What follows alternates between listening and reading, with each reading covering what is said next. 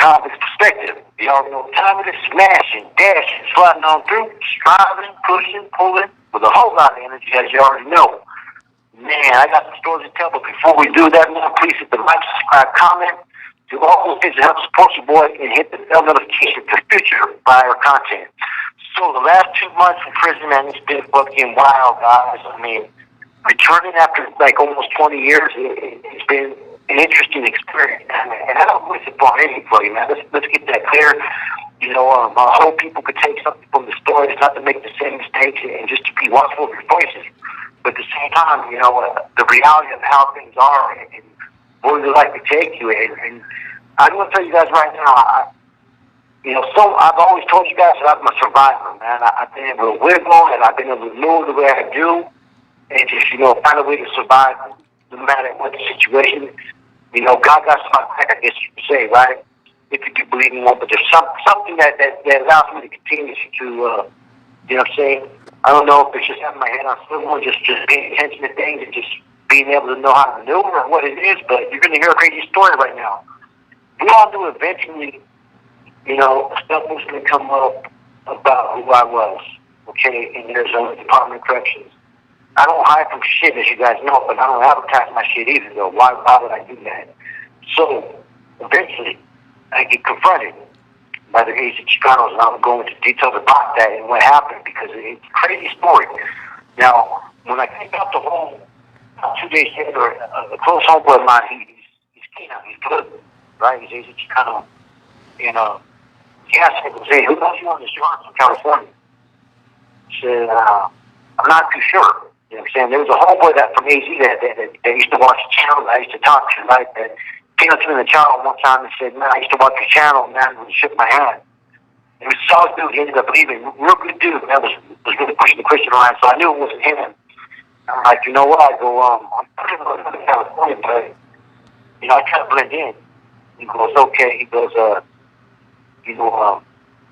yeah, there's someone from California that's supposed to be the big homeboy. I'm the big homie, and I think it was you. And I'm like, next day, I got him. I said, yeah, there's a new Southsider here, man. I go, but I was running Texas. He wasn't nobody that anybody would think that was a big homie. And next thing you know, the homie pulls me aside, right? And there's this little pond right over there that was, someone that we knew was making like a little pigeon pond and stuff, right? And he goes, hey, you ever see something? There's something right there. And I knew exactly where he was telling me, right? And I'm like, okay. So there was basically a heads up that something was going on. You know what I'm saying? And I paid attention to everything. And I'm one of those ones I used to observe a lot of things on the yard. And I know that the operations are really not on a level as far as, how it is back home as far as the security procedures that we implement, I did see how the cats over here in the little 4-yard get down. You know what I'm saying? I observed them. They did an interesting fucking routine that was kind of dope. I kind of respected them. On one side of the other side, I could see them to the fence, and I seen them doing the sign off in Mawa, right? But the shit that was going on over there in where I was at, man, you just could tell that these dudes really didn't know how to do the things they're doing. So as I'm sitting there going about my day, and this is basically 3 days ago. This is not on Sunday. I know who's running the yard. I knew who's second in command. I know who's implementing, certain procedures out there when someone's not involved, the second, the third, the fourth. I know who has the buildings. I know who has the ones. I know all this stuff. I found out within 5 days. That's a no-no back home. You're never supposed to know that much information in 5 days. And being someone that's never been to any type of prison, I should know all this information, but people put themselves out there. So apparently one of the heads came and got at me for the building I was in. And I knew this dude had done time in Victorville.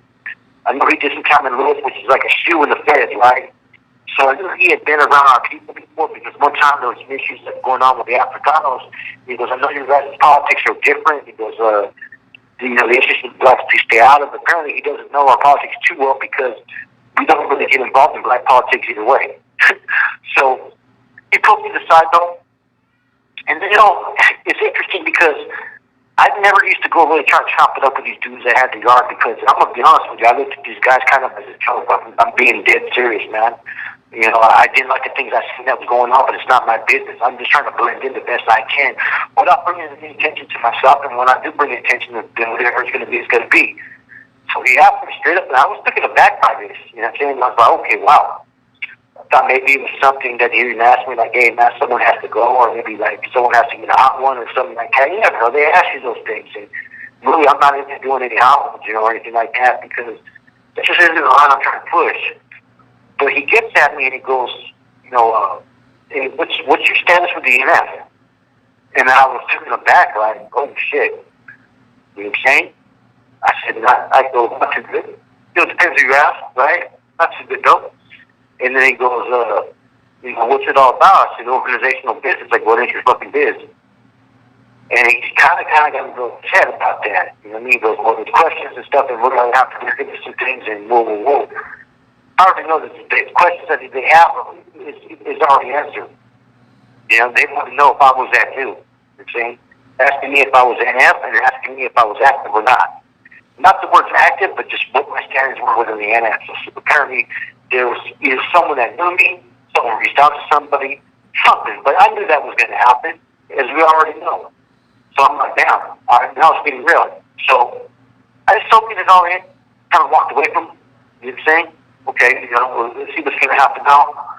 And I actually told someone from Khalid Boss I was going to go stop by and chop it up with one of the ones that was running shit from the street. It was a basically Khalid Boss car. I mean, I wanted to, you know, was chopping up with them shit, you know what I mean? And, you know, I'm thinking in my head the whole time, like, fuck, man, what's going to happen? What am I going to do? And then it's count time. So I go back, I sit down, you know what I mean? I'm thinking, you know, and you know, I'm one of those ones where I'm always thinking, I'm always quiet. And you know, if I'm around other people, I don't talk. I observe. I don't go doing what everybody else does. I'm not looking for attention for myself. There's enough dick riders everywhere you go in prison, as we know. And I've never been one of those. And I'm not trying to impress anybody. I'm over there trying to do the best to work on myself and stay away from this shit, but I don't run from nothing either. But I had some really soul searching to do on this, man, and, you know, it's a fear factor. You know what I'm saying? Anybody that gets put in a situation where you know you may get moved on, or you have to deal with the gaba, or you may have to get off, you're going to have that fear side. That's just natural. Fear will help you react. It'll help you survive. And I'm going through all that, and I'm planning to tape out every which way that I can. You know, what should I do? You know, and the thing that was interesting is, like 2 days before, day before, my young Sally got up and he said that, yeah, that the next person that's going to have to go, that he has to be involved in. And that made sense because they were already probably keying in on me. Because sometimes it's hard to get people to building unless you're in there. You know what I'm saying? So they were probably prepping in, or not telling them yet until the time was going to come, and they were probably waiting to figure out what they were going to do it. You know, I knew the day before I walked by, I seen the 4 main dudes that really push politics all talking, right? So I don't even know what time. I put everything together and I played the tape out. And for a while, I thought that maybe, you know, it's you look at me, I don't have the always the look. That's one thing that's always been my benefit. You know, I've been places where I've had the obvious, where I've ran the whole prison. I've been places where I've been the teacher. And then there's been places where people have never even seen what I look like. And then when they do, they're surprised because, you know, I didn't have that typical, okay, bro, what kind of look. You know what I'm saying? But that's always been my guys, and always been my way of how I've been able to survive and do the things that I do, is play the dummy role, play the John Doe, don't expose my hand, and get info and intel wherever I'm at, and then, you know, apply that to where it's necessary. And I did the same thing that I would do anywhere I would go. You know what I mean? You never lose your education. You know what I'm saying? You just learn different ways in how to apply it and how to survive. Anybody that's been in school will tell you that. So, as I'm going through all this, I'm thinking in my head, like, okay, what can I do, man? I'm like, you know, I'm waiting for yards because, as you guys know, I'm a new diabetic, and when the count says, because they do 11 o'clock count, clears by 12. Anywhere from 11:50 to like 12:10, I got to go get my insulin. So, as soon as it clears, I'm already ready to go. You know what I'm saying? I go. You know what I'm saying? And you know, of course, by that pond I was talking about, I seen something sticking up, I go get it. And I'm thinking in my head, guys, you know, everything's on the table. I'm thinking, damn, I'm supposed to be, trying to change my ways and stuff. I'm supposed to sit there, set a better example. You know what I mean? Should I just check in? Should I just PC up? I'm really thinking these things. Should I just wait for them to come to me and just fucking just go all out, blaze of glory? You know what I'm saying? Because, what I had on was a nice, about 8 to 10 inch fucking nice all metal. It was all metal, no handle. You know what I'm saying? And I'm thinking all this stuff in my head, like, you know what I'm saying? As I'm going to go to get my fucking instrument. And I'm thinking, okay, should I move on someone first? Should I take out? I'm thinking it ain't their fault. You know what I'm saying? Why am I going to sit there and take something personal because these dudes got to do what they feel they maybe have to do? Even though in a lot of ways it ain't their fucking business, but apparently I'm in their backyard, so they're making it their business. So I'm thinking all this, what should I do? You know what I'm saying? And the truth of it is, right, someone like me, I got a big ego, right? And I don't fear much. I don't fear anything I see coming, and I've seen it coming. So in some senses, I'm not fearing because I know at any moment they make a move, there's someone that's going to get hurt. It probably isn't going to be me. Now, I'm not as quick and nimble like I used to be. You know what I'm saying? I'm fucking slow-footed, and fucking old now. You know what I mean? I'm not jumping fences. I'm not doing police runs. I'm running from the police and all that. I can't do that shit no more. And it's the same thing, man. I tried playing basketball by foot. I felt fucking I couldn't even move anymore. So, I'm still thinking right now, what should I do? You know what I mean? And there's a lot of fucking emotions going through me. There's a lot of fucking fear factors. I'm like, move up. I mean, maybe I'll just take two. I may just end up doing something in the process of them trying to move on me. You know what I mean? Hurt someone that is just doing what's told to them. And I think in my head, like, man, like I start praying about it too. Like, damn, what should I do, man? And I'm asking God for guidance, because I have a lot of pride. I'm not going to sit there and just tell you, hey, I can't be here. I just can't do it. I'm thinking all this stuff, and it just weighs heavy. And I think a lot of people out there want you guys to understand this message because, this is all true, man. And don't let your ego get in the way of doing what's safe best for you and your family. A lot of times we look at ego control every action, and decision that we make, and thinking we're worried about whether people think we do this and do that. And I have that fucking all these years later, even though I have people that fucking have judged me all the time, saying that they can't make a pin on my ass, I still take things so personal, and I do have that ego. You know what I'm saying? And it makes it hard. And so, lo and behold, I end up going to medical. You know what I'm saying? And as I'm in medical, now, granted, this is about 4 hours after the initial of them getting at me. One person came at me.